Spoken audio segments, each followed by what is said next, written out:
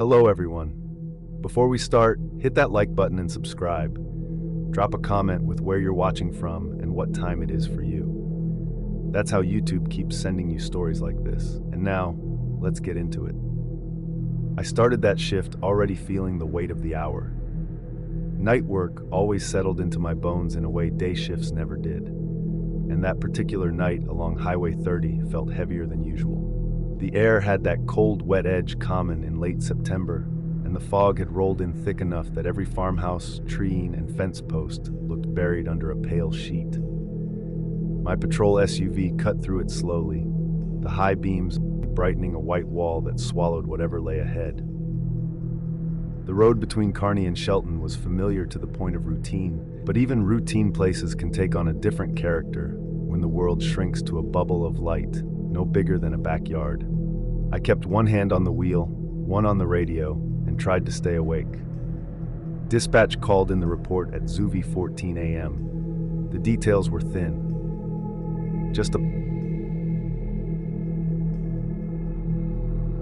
No description of the vehicle. No caller identified. Just a vague report from someone who didn't want to stay on the line. That was common enough, especially on foggy nights when people weren't sure what they were seeing. Most of the time, it was someone pulled over to nap or a car with a flat tire abandoned until morning. Still, protocol meant I had to check. I slowed as I neared the mile marker they gave. The shoulder dipped into a wide strip of gravel and dirt, and beyond that sat a cornfield that stretched at least a 4-mile back. The stalks were tall and densely packed, the kind that rustled with a dry, papery sound, even without wind. I parked on the shoulder, turned on the rear flashers, and stepped out into the cold. But the fog clung to everything, layering the beams from my SUV's taillights into red streaks that barely penetrated more than a few feet. What pulled me up short wasn't any sign of a vehicle. It was the crying. It wasn't loud. It was faint, unsteady, like someone trying to choke back sobs. It reminded me of the kind of crying you hear from a teenager who doesn't want to be noticed. The way they try to muffle it with sleeves and breath held tight. The sound came from inside the cornfield, somewhere deep between the rows. I stood still long enough to see if it continued. It did. The rhythm of it was uneven. A few short sobs, then a pause, then a shaky inhale. It carried just enough emotion to make my gut tighten. I identified myself the way protocol required, projecting my voice toward the sound, though my words felt small against the fog. I waited for an answer. Nothing came back except heavier crying. I moved toward the first row, swept my flashlight through the tall stalks, and stepped inside. The temperature dropped almost immediately. Cornfields at night have a way of swallowing sound and light, both creating a tight tunnel where your own breath feels loud. The stalks brushed against my uniform, and the edges scraped lightly across the outer fabric, creating a soft hiss every time I turned. The crying sounded close at first, maybe 15 or 20 yards ahead, but when I moved toward it, it thinned out and drifted to my right. When I stepped that direction, it faded and reappeared behind me, then shifted again somewhere deeper in. I tried to track it by tone alone, but it didn't behave like a stationary person. It moved quickly and quietly, never breaking into a run, never stopping for long. It stayed at a distance that made me think someone was deliberately trying to avoid me, but still wanted me to hear them. The combination of the movement and the fog's muffling effect made it almost impossible to pinpoint. I kept my breathing steady, kept sweeping with my flashlight, kept trying to follow the sound through the narrow aisles between the rows. The ground was soft, a mix of soil and cut remnants from the recent harvest. My boots sank a little with each step. The air smelled like wet earth and old vegetation. Every so often, something brushed my arm or shoulder, as if someone passed by too closely. But every time I checked, it was only a sagging stalk leaning into the path. After several minutes of pushing deeper, I stopped and tried the radio. The static cracked so violently it might as well have been broken, and all I could make out was a faint trace of dispatch in bursts that didn't form complete sentences. The fog and the field together were killing the signal. I tried again with more force, but the crackling swallowed the transmission. My pulse picked up. I wasn't lost, but the shifting sounds and poor visibility had disoriented me enough that I couldn't immediately tell how far I'd gone. I turned slowly until I caught a faint glow. My SUV's flashers diffused through the fog and rode toward the vehicle. The crying had moved somewhere farther behind me, almost like it was retreating. I walked toward the lights, retracing each step, brushing through the stalks with more urgency. Now that the cold had settled into my neck and the back of my hands, the moment I saw the outline of my SUV through the fog, a new sound cut through the field. The crying had changed direction and volume. It now came from inside my vehicle. Not around it, not near it, inside it. I felt the shift in my body before I even reacted. A tightening in the stomach, a hard jolt in the chest, a heat climbing up my neck. I moved carefully toward the SUV, one hand going automatically to my holster, the other steadying the flashlight as I raised it.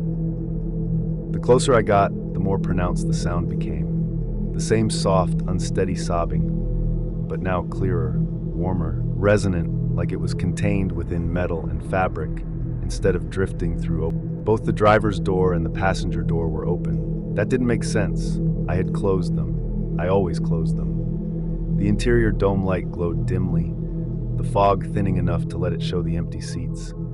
I checked the back seat first through the window, then moved closer. Nothing inside. No footprints on the seats, no disturbed equipment, no sign of anyone having climbed in or out.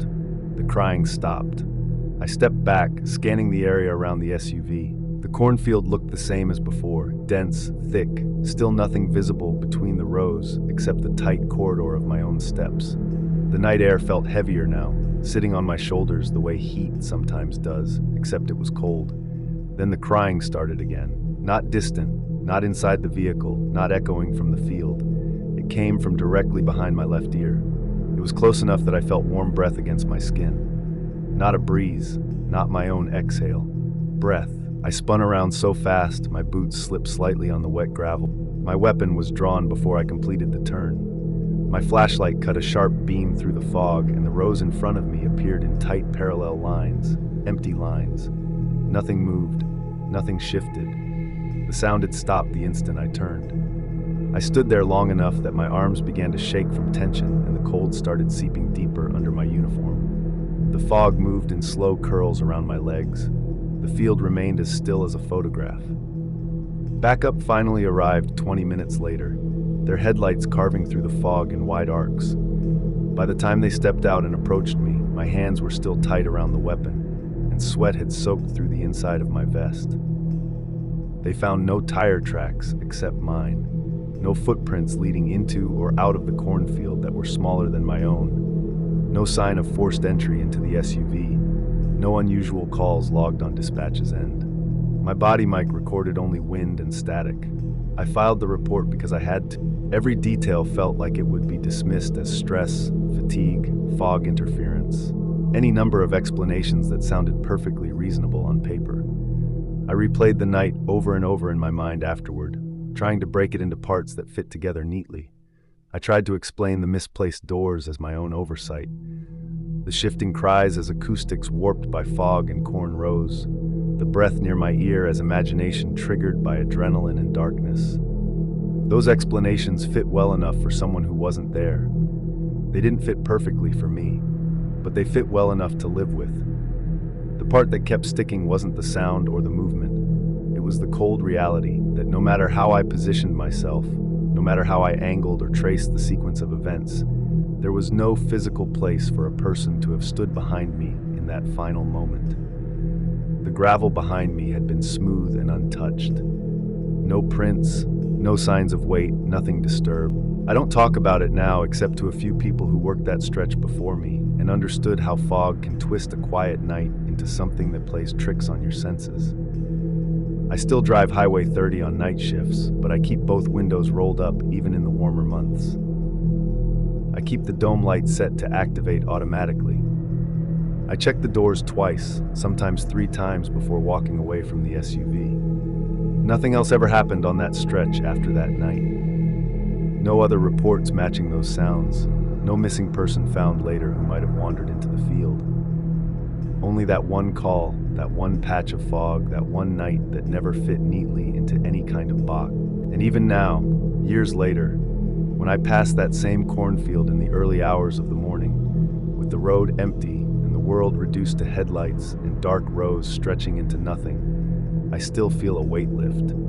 Only when the field disappears from my mirrors and the fog thins enough for me to see more than a handful of feet in front of me.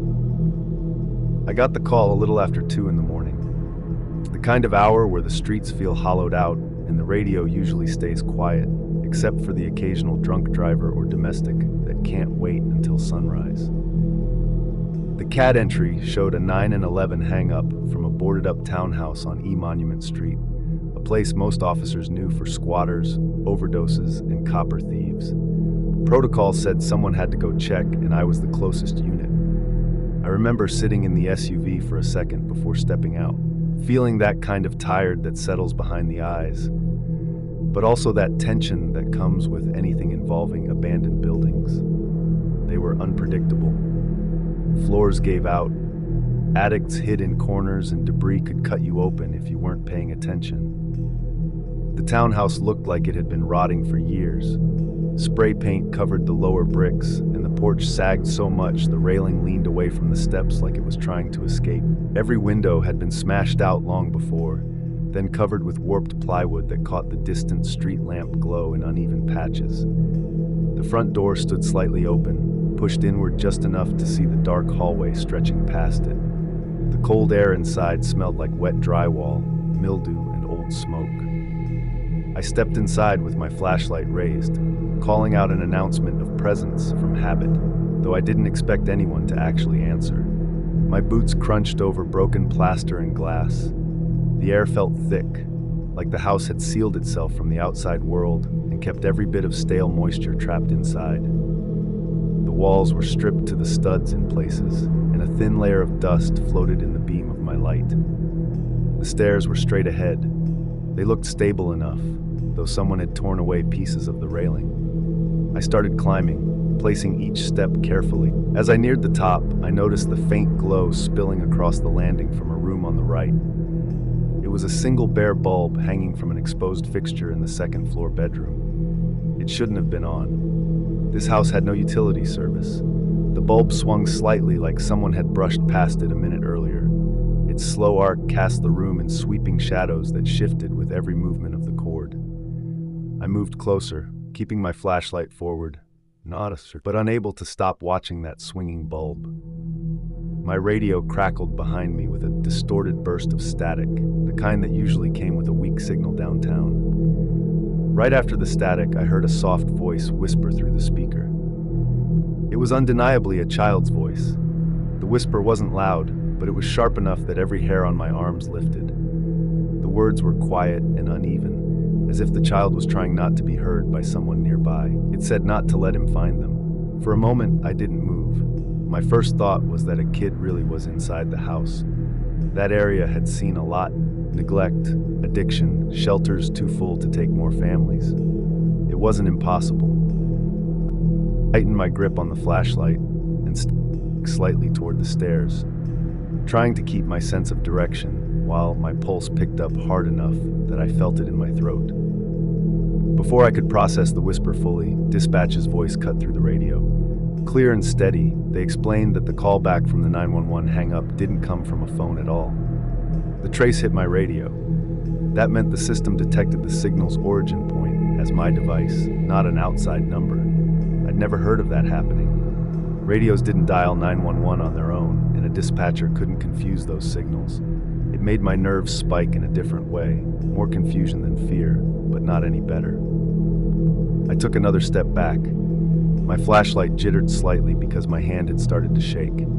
I knew I needed to get outside and regroup. That house felt, not in a supernatural way, just in the way old, unsafe, possibly occupied buildings feel when you realize you don't have control of the space around you. Before I reached the top stair, the bedroom door slammed shut with enough force to send a shock through the wall. The bulb inside shattered at the same time. The pop followed by the sound of tiny shards scattering across the floor. Then something heavy collided with the door from the inside. Once, twice, hard enough that the frame shuddered. I didn't stay to assess what it was. I knew the floor was old, and I wasn't going to be caught in a narrow hallway with someone strong enough to hit a door like that. I backed down the stairs quickly, then turned and ran, one hand on the wall to steady myself on the uneven steps.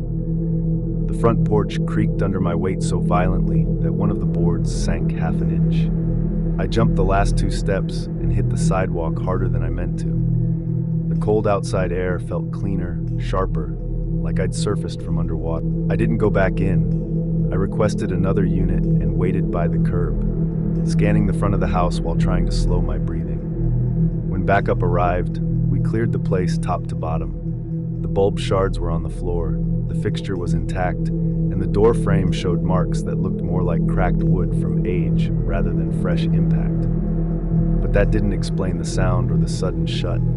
The house was drafty, but not enough to slam a solid door. No one else was inside, and no sign suggested someone had been hiding. The police report we filed afterward was thin. Forced door, signs of squatters. Nothing else to note. 2 days passed before anyone mentioned it again. I was finishing paperwork when dispatched whether I still had the recording from that night. I checked the radio's memory. It was empty, except for the current day's logs. Everything from the night of the call was gone. Radios didn't delete recordings by themselves, and no one had requested to inspect mine. When I said it was wiped, the dispatcher paused a moment, then explained something that made me sit back in my chair. The 911 system had saved a copy of the audio that triggered the hang-up entry. The timestamp matched the moment I walked up the stairs. The whisper was there, the one I had heard, but the log contained something else as well, captured about 2 seconds after the child's voice. The recording included a second whisper. Not a child's, a man's, and the man said my name. That detail pushed the situation from strange to personal in a way I couldn't shake. I tried rational explanations. Maybe someone nearby had scanned my radio frequency. Maybe someone had followed me inside and waited for the perfect moment to rattle me. Maybe the building had more hidden entrances than we found. But none of those theories explained why the system flagged my own radio as the source of the initial call, or how the voice knew my name. I returned to the house off duty later that week, standing on the cracked sidewalk and watching the empty porch. A loose drain pipe tapped against the side of the structure in the wind. And somewhere deeper in the house, something thumped occasionally, as if an object shifted with drafts. I didn't go back inside. I didn't need to. The building wasn't the problem. It was whoever had been in there the night I arrived. Someone who had enough familiarity with police equipment to manipulate signals. Someone who moved through the interior without leaving traces. Someone who wanted me to hear that message. Someone who had likely been close enough to see my name on my vest in the dark hallway. The explanation was human. Someone used the abandoned structure as cover. Someone who understood how to exploit blind spots. Someone who wanted to scare off whoever responded to the 9/11 hang-up. That person probably slipped out through the rear side of the house while I ran down the stairs, disappearing into an alley before backup arrived. But the more I considered the layout, the more it made sense. The door slamming come from someone pushing it, hearing my steps. The impact noises might have been jumping between floor joists or hitting the wall to disorient me. The whisper in my radio could have been made using a handheld set patched into our frequency by someone who'd scavenged old equipment or knew how to tune into it. It didn't make the night feel any less unsettling, but it gave its shape. An intruder, not a phantom. That person had gone out of their way to get my attention and then vanish, leaving nothing behind but the recording and the sense that they'd known exactly what they were doing. I never got another call from that address. The townhouse was condemned and demolished a few months later. Every time I drove past the empty lot after that, I looked toward the place where the porch had been, the spot where I caught my breath under the street lamp glow. I reminded myself that fear doesn't always come from what can't be understood. Sometimes it comes from what someone else plans carefully enough that you don't see the full picture until it's already over. I got the call around once in 40, the kind of hour when cheap motel on the edge of Renault feel even more worn down than they already are. The Sagebrush Motel 16 sat just off the highway. Low 2-story rows of faded stucco that always looked like they were coated in the same layer of desert dust. No matter how often the wind scraped across them. Most nights, it only held a few truckers or people passing through who wanted to stay invisible. Dispatch had flagged the call as a welfare check. A woman in room 112 said someone was trying to break into her unit. No forced entry, no screaming in the background on the line, just a shaking voice. And then the call dropped. It was enough to send us out. When we pulled into the parking lot, the place felt emptier than usual. Only 3 cars. The sodium lights cast that familiar orange haze that never made anything clear, only sharp around the edges. The air was cold for desert night standards. The kind of temperature that settles in your jacket and makes you want to keep moving. My partner and I stepped out, stretched our legs after the quiet drive, and walked toward the outside stairwell. Everything sounded too open. Distant highway noise, the fluttering hum of the motel sign, the soft rattle of a loose gutter shifting in the wind. Nothing close, nothing human. The stairs creaked under our weight as we climbed. The second-floor walkway ran the length of the building with metal railings that were dented and scraped from years of weather. Room 112 was near the far end. A weak porch light above the door flickered every few seconds, never quite going out, but never staying steady either. Before we even reached the door, it opened just a crack, barely enough for one eye to peek out. The woman inside pulled it wider, only long enough for us to step through. She stood tense, shoulders hunched, hands twisting. She didn't look injured. She didn't look drunk. She looked like someone who had spent the last hour staring at something she couldn't make sense of. She pointed toward the window. It was one of those thin motel windows that never closed quite right with cheap curtains that smelled faintly of old cigarettes. She kept glancing at it like it was a threat. I moved toward first, and for a moment the room was silent except for her uneven breathing. When I pushed the curtain aside, I saw nothing but the parking lot. The view was plain. 2 cars below, 1 street light, a row of dark rooms on the opposite side.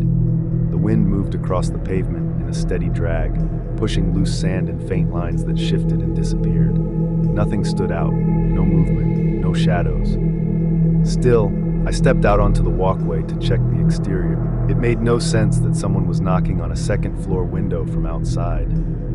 The wall under the window was flat stucco. No ledge, no drain pipe, not even a warped piece of siding someone could perch on. I leaned out slightly and looked straight down. It was a full drop to the asphalt, nothing that could give a person height. I checked the window frame again from this angle, and that was when I noticed the print. It was faint at first, only visible in the angled light coming from the walkway bulb, a smear, a shape too large to ignore. I moved closer until the size of it became clear. A handprint, but wider, longer, broader than mine by a noticeable amount. You can tell a lot from a handprint in dust, pressure points, direction, smudge patterns. This one hadn't been brushed lightly.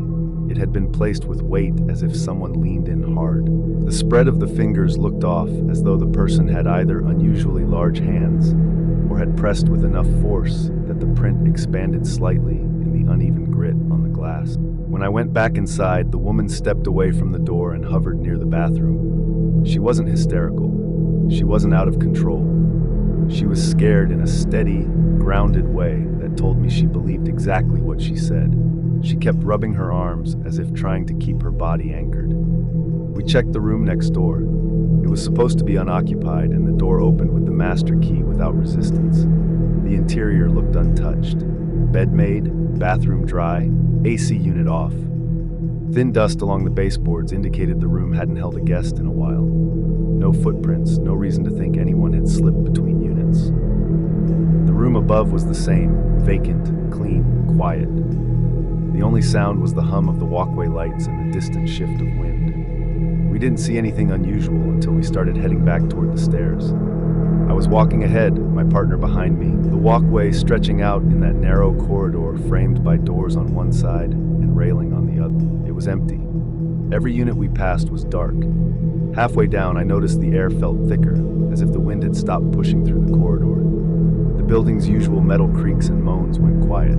The atmosphere tightened in a way I couldn't measure, only feel. Then the noise hit. Every door along the walkway slammed at once, a hard synchronized collision of metal and wood that felt like a physical jolt under my ribs. The sound carried through the entire structure, echoing in that hollow motel design, making it impossible to tell where it started. The vibration traveled through the walkway enough that I felt it through the soles of my boots. I turned back, scanning the line of doors. They were all single one, a corridor of identical beige panels sealed tight. There was no wind strong enough to move them like that. Not at the same time. Not with that force. We moved slowly, checking each door. None showed signs of forced closure. No broken hinges, no splintering. Just closed as if someone had walked past each one and swung it shut with precise, even power. That was strange enough, but within seconds, we both noticed something else. Every door had a handprint on it. The same shape, same size, same smeared texture. The prints sat at a similar height, angled slightly downward, like the person had placed their hand firmly and moved on. The dust on the doors made the impressions easy to see. Each one was broad and too large to match either of ours. What made it worse was the spacing. You would need time to go door to door, pressing your hand, applying weight, leaving identical marks. But these prints looked fresh, edges defined, smudges consistent. Our ears were still ringing from the collective slam. Whatever caused the noise happened fast, too fast, for any normal person to create identical prints down the entire stretch of walkway. The woman stayed inside her room while we swept the entire building. There were only 3 people checked in, according to the motel manager's log. The woman in 112 and 2 men who had rooms on the lower level. We checked both. One was asleep, dead to the world, room dark, TV off. The other was sitting at the small table with headphones in, unaware anything had happened. Neither had the size or build that matched the prints. Neither had dust on their hands or clothes. Neither had any reason to be upstairs. We widened the search to the exterior. The ground around the building was hard-packed dirt and scattered gravel. No footprints, no signs that someone had climbed or jumped, no marks under the windows. The dust along the walls was undisturbed. Even the trash enclosures were locked. There was no physical explanation that matched the timing, the noise, or the alignment of the prints. The only detail that eventually made sense came from examining the walkway itself. At the far edge of the second floor near the corner unit, the railing had a subtle bend, not fresh damage, older rusting along the warped metal. But when I leaned against it, testing its give, I noticed the angle line perfectly with the handprint height. Someone tall enough, strong enough, could have braced themselves and moved down the walkway quickly, using the momentum of their weight to close each door in rapid succession. It would explain the synchronized slams and the height consistency of the prints, but it required a person with unusual reach and speed. Not impossible, but highly unlikely, especially since no one was missing, no one was reported wandering, and no vehicle left the lot the entire time we were there. We reviewed the security camera footage from the office before we cleared the call.